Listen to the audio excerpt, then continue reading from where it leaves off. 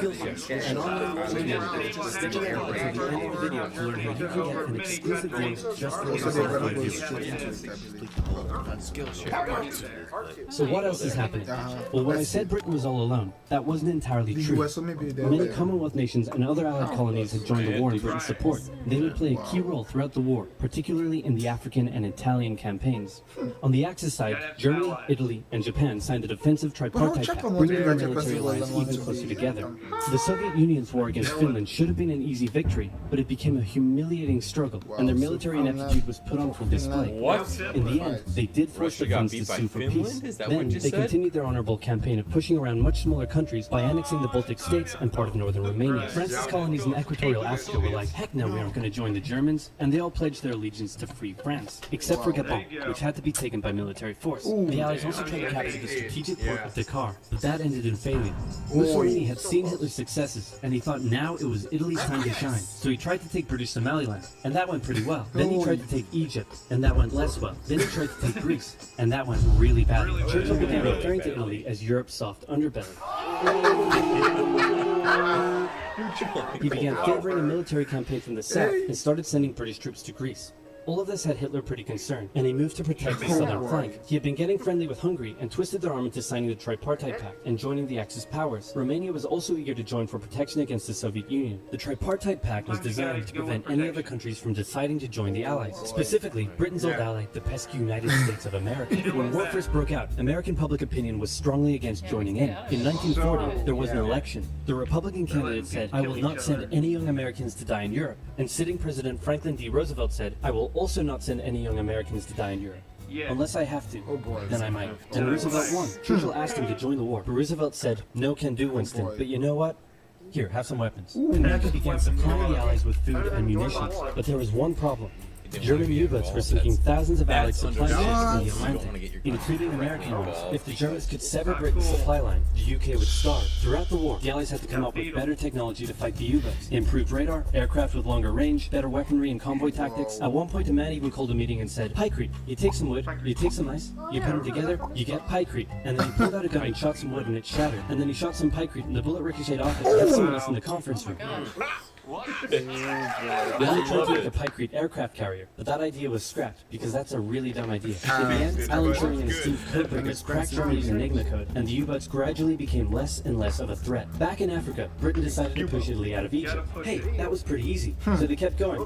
Hitler realized he was going to have to finally step in and do something. He went to Bulgaria and Yugoslavia and said, "Hey, I'm going to move troops through you to get to Greece, so either join us or, you know, be invaded." Bulgaria opted to join them. Yugoslavia opted to be invaded. Then Greece finally fell to the joint German-Italian invasion. The British had moved troops from North Africa to fight in Greece, which helped Rommel and his tank divisions push the British back to Egypt, and they could have kept going, but a small, mostly Australian force held out under siege for 8 months in Tobruk, denying the Germans a strategic port city and disrupting their supply line. Despite having some success in the Middle East, the British didn't seem like any real threat for now. Hey, Soviet Union, look out! With 3 million troops, Hitler launched the largest ground invasion in history, and Stalin was far from ready. Both Churchill and Roosevelt had warned him of an impending attack, but he dug his head in the sand, and the Soviets didn't stand a chance. Germany made staggering progress, with huge encircling movements capturing mind-boggling numbers of Russian troops. A 250,000 at Bialystok, Minsk, 300,000 at Smolensk, nearly 700,000 at Kiev, and again at Vyazma and Brest. Leningrad was put under a siege that would last an insufferable 4 years. The invasion of Russia had been Hitler's main ideological goal from the beginning, and his hatred for the ethnic peoples there was now unleashed in all its fury. The Eastern Front of the Second World War was brutal for all that endured it. The Germans were now inside of Moscow, and that's it. It's all over. But then, it happened. It got cold.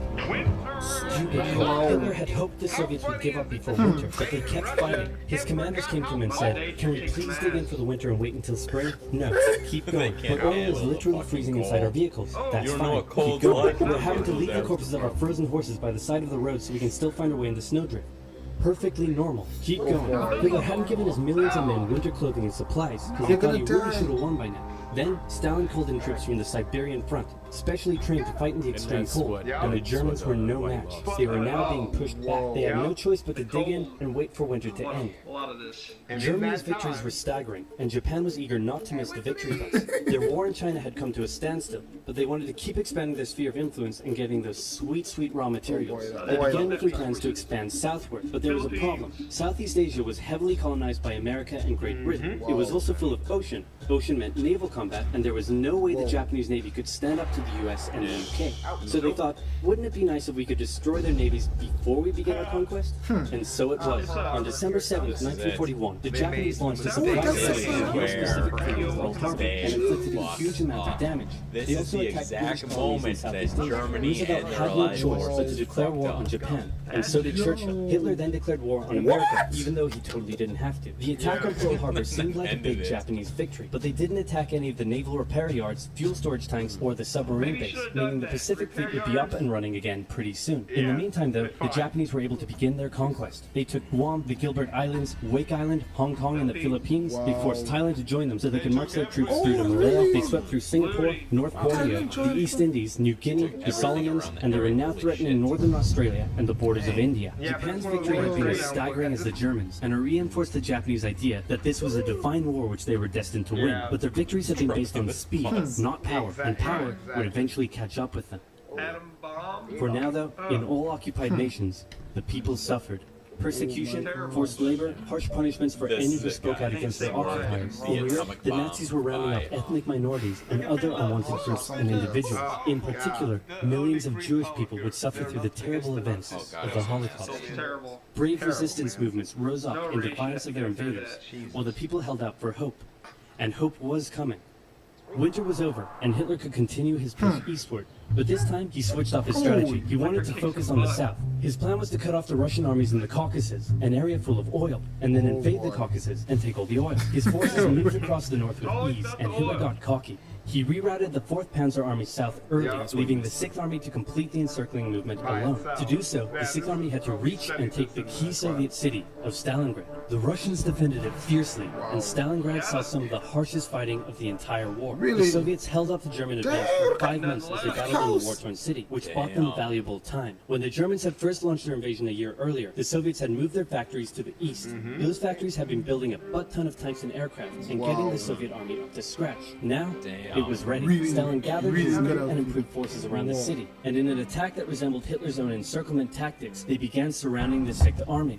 Hitler's commanders came to him and said, "Hey, maybe we should retreat." But Hitler said, "No, you stay." Why are you asking Hitler for suggestion? The entire 6th Army was Hitler don't want trapped and anybody's had to surrender. suggestion. With complete air superiority, That's the Soviets crazy. started pushing westward. For Stalin, it was a resounding victory. For Hitler, an absolute catastrophe. Things also weren't looking too good for Hitler elsewhere. With America now in the war, Allied bombing over German cities reached devastating levels. In Africa, the British had pushed Rommel back again. Then they were pushed back again. And finally, after a decisive battle at El Alamein, and with American and British troops arriving in the west, the Germans and Italians were squeezed out of Africa. Japan was also already seeing its rapid success being turned around. They attempted to take the island of Midway, but the US Navy was ready for the attack, and they sank Japan's carrier.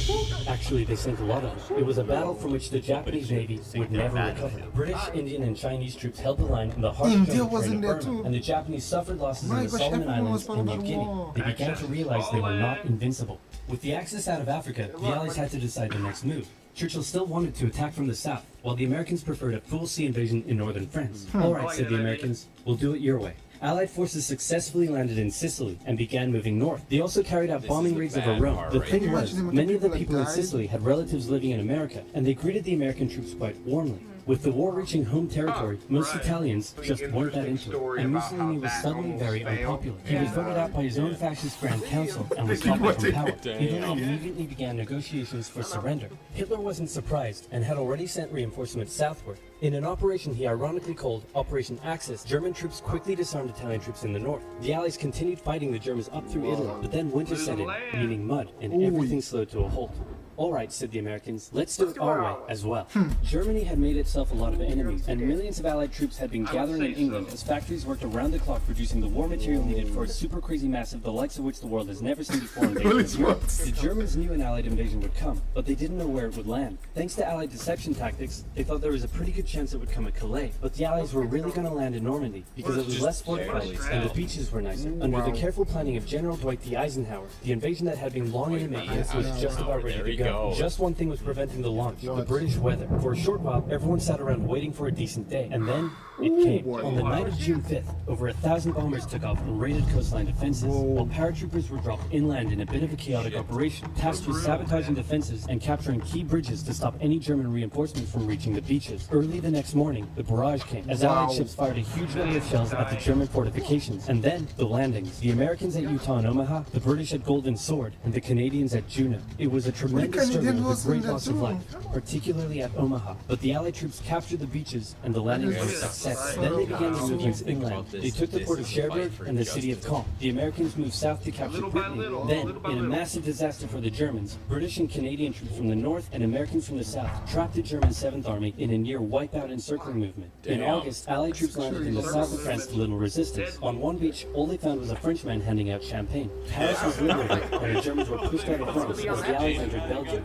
In the Far East, the Allies started to push the Japanese out of Burma, as the Americans launched a two-pronged offensive in the Pacific. In the south, General MacArthur led the push to liberate the Philippines, while General Nimitz oversaw the brutal island-hopping campaign. American forces had to make hard-fought landing after hard-fought landing on fiercely defended small islands as they moved steadily towards the Japanese mainland. The Japanese believed that the greatest thing a person could do was to die in battle, and the most dishonorable act was to surrender. As a result, they fought ferociously to the very end, and the closer the Americans got to the mainland, the more ferocious the resistance became. In February 1945, the Americans captured the island of Iwo Jima, and an intense firebombing campaign of Japan's wooden cities began.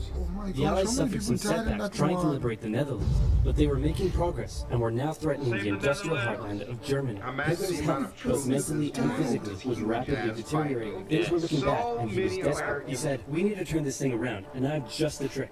Remember a few years back when we blitzkrieged through the Ardennes and trapped the Allied forces in Belgium? Well, I'm going to do the exact same thing. Again." He gathered his forces and tried to pound them through the Ardennes. He used up the remainder of Germany's strength and resources, and he managed to create quite a nice bulge. He also trapped some American forces in the Belgian town of Bastogne. The Germans sent the trapped Americans a message saying surrender or be annihilated. When it was read out to the commanding officer, he said, "They want to surrender? No, sir, they want us to surrender."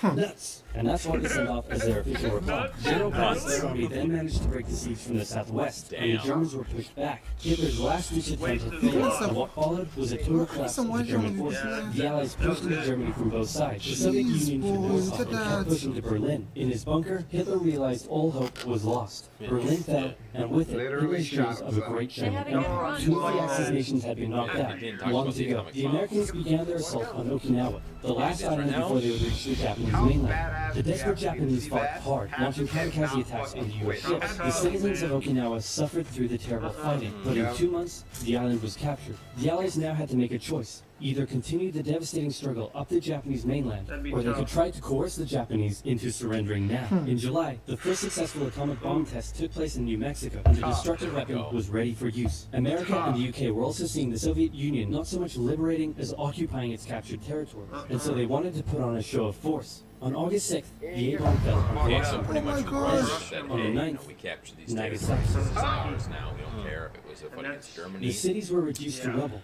and for the people living there, it was a terrible fate. But for the Allies, it achieved their main aim. In September, the Emperor announced Japan's surrender, saying the war situation has developed not necessarily to Japan's advantage. After 6 years, war was finally over. The Allies occupied Japan for 8 years. The Emperor was allowed to keep his position, but General MacArthur made sure this picture was printed in the Japanese press to display to the Japanese people that their Emperor was not the divine, powerful being they had believed. Germany was divided between America, the UK, France, and the Soviet Union. In 1949, the Allied sectors were united into West Germany. The Second World War had been more terrible and destructive than the First. In its aftermath, two major superpowers with two very different ideologies had come out victorious, and and the tension between the two of them would create a new kind of Cold War, which A is some of very, the very most cold one. amazing propaganda you'll ever study in your life. And your guys is doing really well. In this case, the deal you used to die for. Mutually, I used to link them with a mutually assured one at a power. Wow, tell me more. Okay. Skillshare is an online university with more than 19,000 classes in design, powers out using Honestly, I don't want to see premium it. membership gives you all I the thought I was looking at that last time. It teaches you how to do that stuff. The World War II feel like is it's so Guys, you know that he did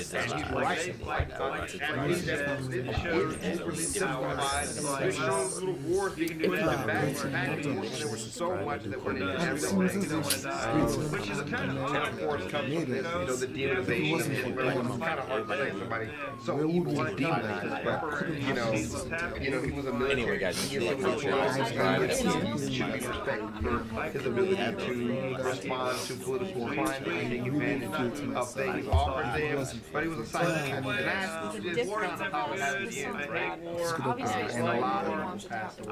A lot of hearts and decisions. I know this world will never have historical wars, we do our best to make it that way. So, hopefully you like my reaction. Hopefully you like my thoughts. It's so disgusting. At the end of it. Hopefully you like this.